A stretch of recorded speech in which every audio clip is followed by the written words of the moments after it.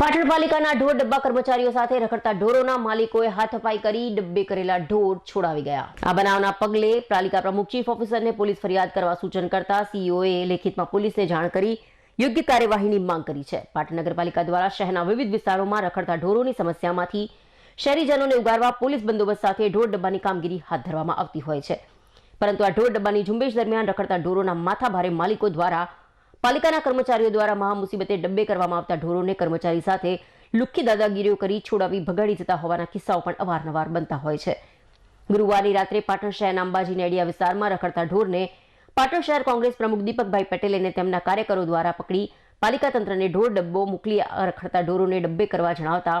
પાલિકાની ઢોર ડબ્બાની team police બંદોબસ્ત સાથે તાત્કાલિક ઘટના સ્થળે પહોંચી હતી અને રખડતા ઢોરોને ડબ્બે કરી પાલિકાની સૂચિત જગ્યાએ મૂકવા જઈ રહ્યા હતા। ત્યારે કેટલાક રખડતા ઢોરોના માલિકોએ હાથમાં લાકડીઓ લઈ મોટરસાયકલ પર પાલિકાના ઢોર ડબ્બાને શહેરના ગાયત્રી મંદિર નજીક ઊભું રખાવી ડબ્બે કરેલા ઢોરને છોડાવી જવા કર્મચારીઓ સાથે હાથાપાઈ કરતા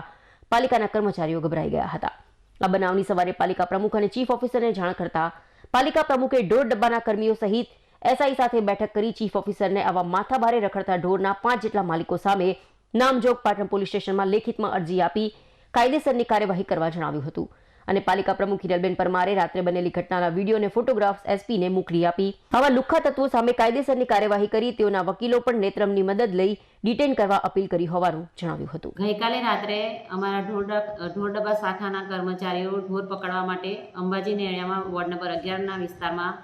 ગયેલા। ત્યાં આગળ ત્યાંથી ઢોર પકડીને એ લોકો પરત ઢોર ડબ્બાની જે અમારી છે ઓફિસ ત્યાં મૂકવા ગયા હતા। તે રસ્તામાં આનંદ સરોવર આગળ ઢોર ડબ્બાના કર્મચારીઓ અને ઢોર ડબ્બાના માલિકો વચ્ચે ઘણી બધી એવી માથાકૂટ થઈ, મારામારી થઈ અને એ લોકોએ હાથ ચાલાકી કરી અમારા ઢોર ડબ્બાના કર્મચારીઓને માર પણ માર્યો। એની જાણ મને થતાં મેં તરત જ એસપી સાહેબનો સંપર્ક કરી અને આ વિડીયોગ્રાફી અમારી પાસે જે હતી એ ફોટોગ્રાફીને બધું જ અમે એસપી સાહેબને સુપ્રત કર્યું। સાથે મેં એમની જોડેથી તાત્કાલિક ફરિયાદ નોંધાવવાની પણ સૂચના કરાઈ ચીફ ઓફિસરને અને ચીફ ઓફિસરે તરત જ સૂચના આપી અને અમારા ઢોર ડબ્બાના કર્મચારીઓ સવારથી જ પોલીસ ચોકીમાં ફરિયાદ માટે બેઠા અને એમના નેત્રમના માધ્યમથી જે ઢોર ડબ્બાના માલિકો હતા જે ઢોરો છોડાઈ ગયા એનું કાર્યવાહી આગળ હાલમાં ચાલુ જ છે। અમારા ઢોર ડબ્બાના કર્મચારીઓ જ્યારે ઢોર પકડવા જતા હોય છે એ વખતે આ ઢોરના માલિકો પાછળ ઢોર જપ્ત કરી જતા હોય છે, મારામારી કરતા હોય છે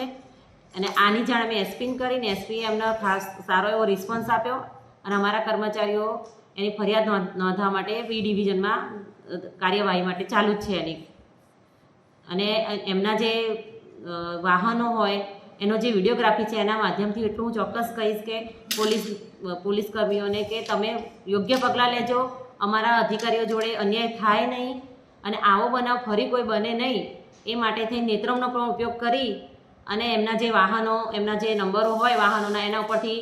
એ વાહનો પણ ડિટેન કરો એવી હું એક નગરપાલિકા પ્રમુખ તરીકે માંગણી કરું છું।